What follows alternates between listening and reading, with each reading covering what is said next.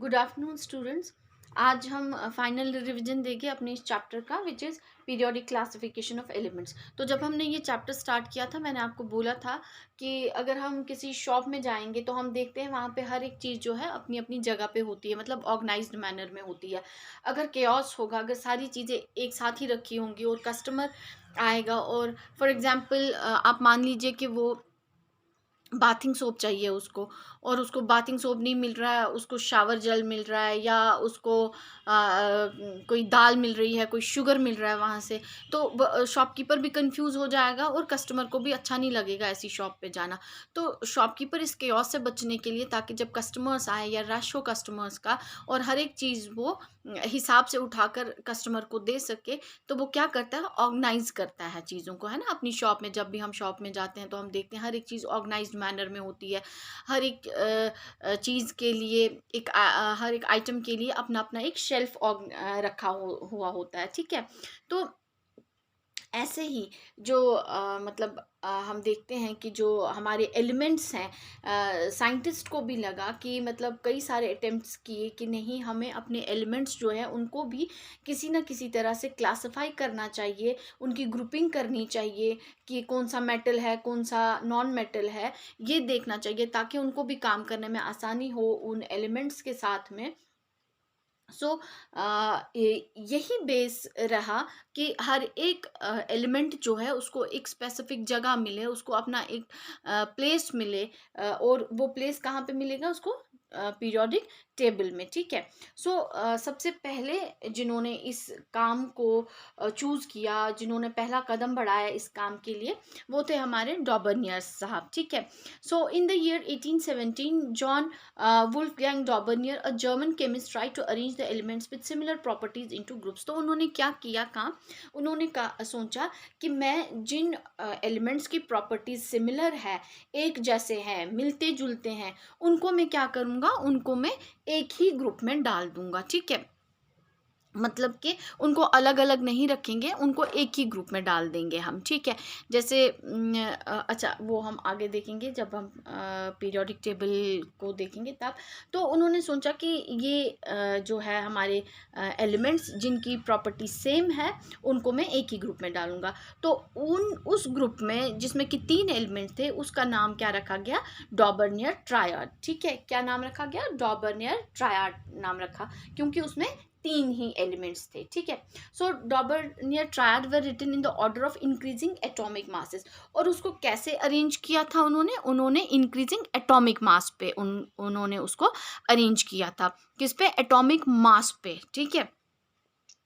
So, atomic mass of the middle element was roughly the average of the atomic masses of the other two elements. और उन्होंने देखा कि जो 3 का group उन्होंने बनाया है उसमें जो 2 एलिमेंट्स है, मतलब फर्स्ट और थर्ड एलिमेंट जो है उनका अगर हम एटॉमिक मासेस का एवरेज निकालते हैं तो जो बीच वाला एलिमेंट होगा, सेकंड वाला एलिमेंट होगा, उसका एटॉमिक मास अप्रॉक्सीमेटली फर्स्ट और थर्ड के एटॉमिक मास का एवरेज होगा, ठीक है। मतलब समझ में आया, first element, second element and third element. डॉबर्नियर ने बोला कि फर्स्ट और थर्ड एलिमेंट के एटॉमिक मास को जब हम ऐड करेंगे, उसका एवरेज निकालेंगे, तो वो एवरेज बराबर होगा एलिमेंट 2 के एटॉमिक मास के, ठीक है। जैसे उन्होंने ग्रुप ए एलिमेंट में नाइट्रोजन, फॉस्फोरस और आर्सेनिक रखा था, ग्रुप बी में कैल्शियम, स्ट्रॉन्शियम, बेरियम था, ग्रुप सी में क्लोरीन, ब्रोमीन एंड आयोडीन रखा था, ठीक है। तो इनका अगर हम देखते हैं, अगर हम ग्रुप फर्स्ट की बात करेंगे, नाइट्रोजन का है एटॉमिक मास 14, आर्सेनिक का है 74.9, और जब हम इसको ऐड करके फिर डिवाइड करते हैं that comes up to something around 31 point something, जो कि हमारा एटॉमिक मास है 31 किसका, फॉस्फोरस का, ठीक है। सो ये आप अपनी जो आपकी एनसीईआरटी की बुक है उसमें देख सकते हैं, ये टेबल 5.1 दिया है आपकी बुक में। सो लेकिन इसमें क्या देखा गया, जो इस ट्रायड की जो लिमिटेशन थी वो लिमिटेशन ये थी कि इसमें, जबकि उस टाइम पे 30 एलिमेंट्स नोन थे, लेकिन इस डॉबर्नियर ट्रायड में सिर्फ और सिर्फ तीन ही ट्रायड्स वो बना सके, तीन ही ग्रुप्स वो बना सके, मतलब तीन ट्रायड्स को या 9 एलिमेंट्स को वो जगह दे पाए थे, ठीक है। सो देन कम्स, उसके बाद जो एक और साइंटिस्ट आए न्यूलैंड्स, तो न्यूलैंड ने भी एक लॉ दिया उस टाइम पे। इनका तो ये खारिज हुआ क्योंकि इसमें सारे एलिमेंट्स को प्लेस नहीं मिला, जगह नहीं मिली डॉबर्नियर के इसमें, लेकिन उन्होंने पहला कदम उठा लिया था कि हमको एलिमेंट्स को किस तरह से प्लेस करना चाहिए। तो खैर वो कामयाब नहीं रहे, तो दूसरे साइंटिस्ट आए जिनका नाम था न्यूलैंड्स, और न्यूलैंड्स ने क्या किया, उन्होंने लॉ ऑफ ऑक्टेव दिया। लॉ ऑफ ऑक्टेव मतलब octa means 8, number of 8। So the attempts of Dobereiner encouraged other chemist to correlate the properties of elements. उन्होंने क्या किया, उन्होंने जो डॉबर्नियर ने जो काम किया था, उन्होंने प्रोत्साहित किया, मतलब और साइंटिस्ट को एनकरेज किया कि हाँ इस काम को हम आगे बढ़ा सकते हैं, इस पे और रिसर्च हो सकती है, इस पे और काम हो सकता है, ठीक है। So in 1866 John Newlands an English scientist arrange the then known elements in the order of increasing atomic mass. तो न्यूलैंड ने उस टाइम पे जितने एलिमेंट्स मौजूद थे, ठीक है, उनको इंक्रीजिंग एटॉमिक मास के बेस पे उन्होंने रखा। He started with the element having the lowest atomic mass that is hydrogen and ended at thorium.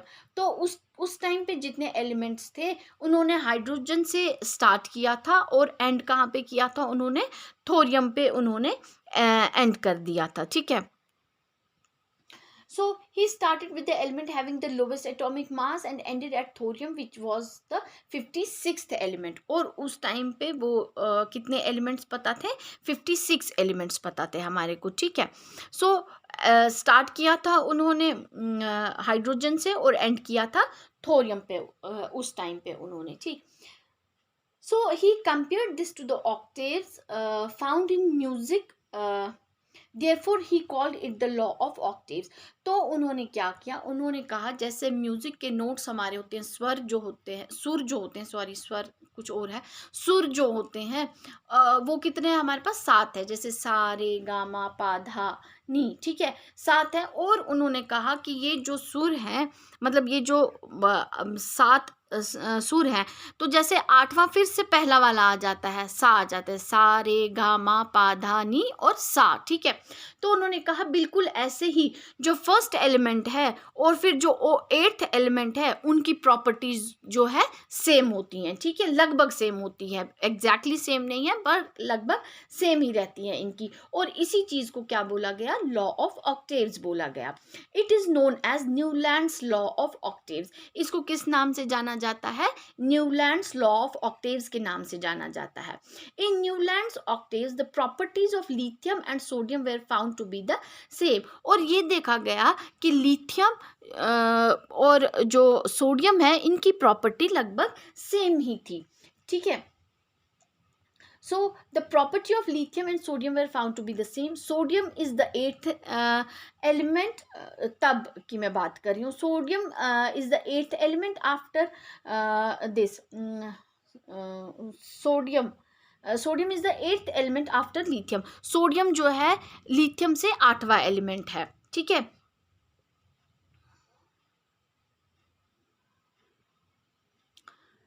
So similarly beryllium and magnesium resemble each other. और ऐसे ही अगर हम देखेंगे कि अभी हमारा जो पीरियोडिक टेबल है, बेरिलियम और मैग्नीशियम जो है वो भी उनकी प्रॉपर्टीज भी सेम है। लिथियम को अगर हम लेते हैं, सो 1 देन 2 3 4 5 6 एंड 7, 8th एलिमेंट आ गया सोडियम, ये लिथियम और सोडियम से मिलता है। ऐसे beryllium, so this is like 1 2 3 4 5 6 7 and 8 is magnesium। so beryllium और मैग्नीशियम की प्रॉपर्टी लगभग सेम है, ठीक है। तो ऐसे ही उन्होंने बोला कि फर्स्ट एलिमेंट और उसके बाद जो 8th एलिमेंट आएगा उनकी प्रॉपर्टी लगभग सेम रहेगी, ठीक है। So a part of the original form of Newland's octaves is given in table। और अगर आप अपनी बुक के टेबल नंबर जो NCERT की बुक है आपकी, टेबल नंबर 5.3 देखेंगे तो उसमें क्या है, उसमें दिया है न्यूलैंड्स ऑक्टेव्स, ठीक है। सो सारे गामा पा धा नी दिया है ऊपर, ठीक है। सो जो वहाँ पे वो डू रे मी है वो इंग्लिश म्यूजिकल नोट्स है, तो आप सारे गामा पा धा नी पे थोड़ा फोकस रखेंगे। फोकस मतलब इसको याद रखेंगे, आसानी हो जाएगी आपको याद रखने में।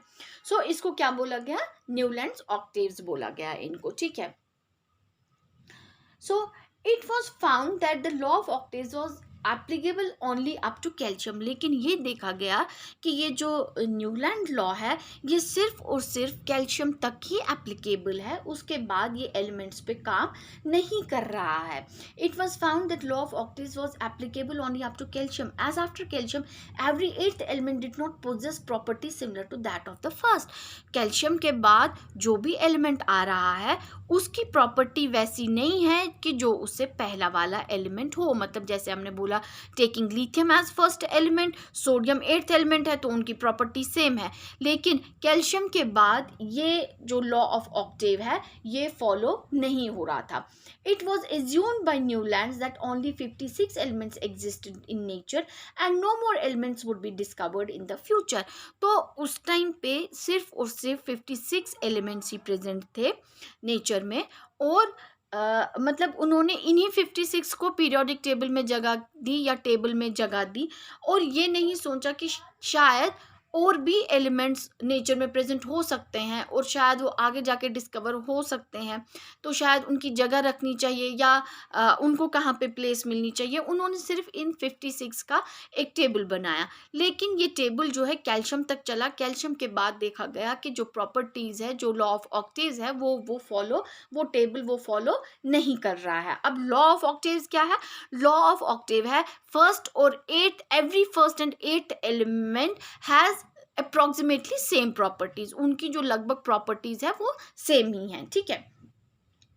सो in order to fit elements into his table, Newland adjusted 2 elements in the same slot। अब अपने जो उन्होंने ये टेबल बनाया था, उन्होंने कोशिश की कि एक एक जगह पे दो दो एलिमेंट्स को भी जगह दे, but also put some unlike elements under the same note. लेकिन मतलब इस काम में थोड़ा सा और केओस हो गया, क्योंकि एक ही जगह पे दो जिनकी ऐसे एलिमेंट्स रखे गए जिनकी की प्रॉपर्टी टोटली डिफरेंट थी, जो एक दूसरे के साथ मैच ही नहीं कर रहे थे, तो ऐसे एलिमेंट्स भी एक ही जगह को शेयर करने लगे। So unlike under the same note, cobalt and nickel are in the same slot and these are placed in the same column as fluorine, chlorine and bromine। तो अगर हम देखते हैं जो कोबाल्ट है, कोबाल्ट और निकल जो है उसको कहाँ पे रखा गया था, उसको अगर हम ये बात करेंगे तो आजकल जो हेलोजेंस आ रहे हैं, फ्लोरीन है, क्लोरीन है, ब्रोमीन है, आयोडीन है, उसके साथ में ही इनको प्लेस कर दिया गया था। लेकिन कोबाल्ट और निकल जो है उनकी प्रॉपर्टी डिफरेंट थी, ठीक है। So thus Newland's law of octaves worked well with lighter elements only। तो ये iron which resembles cobalt and nickel properties has been placed far away from these elements। लेकिन ये जो आयरन था जिसकी प्रॉपर्टी निकल और कोबाल्ट से मिलती थी, उसको बहुत ही दूर रखा गया था कोबाल्ट और निकल से, ठीक है। So has been placed far away from these elements। With the discovery of noble gases, the law of octaves became irrelevant। और फिर जब नोबल गैसेस की डिस्कवरी हुई, नोबल गैसेस मतलब helium, neon, argon, krypton, xenon, radon, ठीक है, जब इन gases की डिस्कवरी हुई तो ये जो लॉ ऑफ ऑक्टेव था ये इरेलीवेंट हो गया, क्योंकि ये इस पे काम नहीं कर रहा था। So thus Newland's law of octaves worked well with lighter elements only। तो ये माना गया कि जो ये न्यूलैंड लॉ ऑफ ऑक्टेव्स है ये सिर्फ छोटे एलिमेंट्स या लाइटर एलिमेंट्स जिनका एटॉमिक मास कम है उनसे ठीक है, उनके लिए ठीक है, लेकिन हायर एलिमेंट्स या जो उनसे बड़े जिनका एटॉमिक मास ज़्यादा है उन एलिमेंट्स के लिए ये ठीक नहीं है। सो उसके बाद ये जो न्यूलैंड लॉ ऑफ ऑक्टेव्स था ये वाला भी टेबल जो है रिजेक्ट कर दिया गया। Then, even after the rejection of Newland's law of octaves, many scientists continued to search for a pattern that correlated the properties of elements with their atomic mass. तो साइंटिस्ट जो थे वो काम करते गए कि मतलब कुछ तो रिलेशन होगा इसमें, कुछ तो कहीं ना कहीं से तो ये एक दूसरे से मेल खाएंगे और हम इनको कैसे एक और इसमें रख पाएंगे.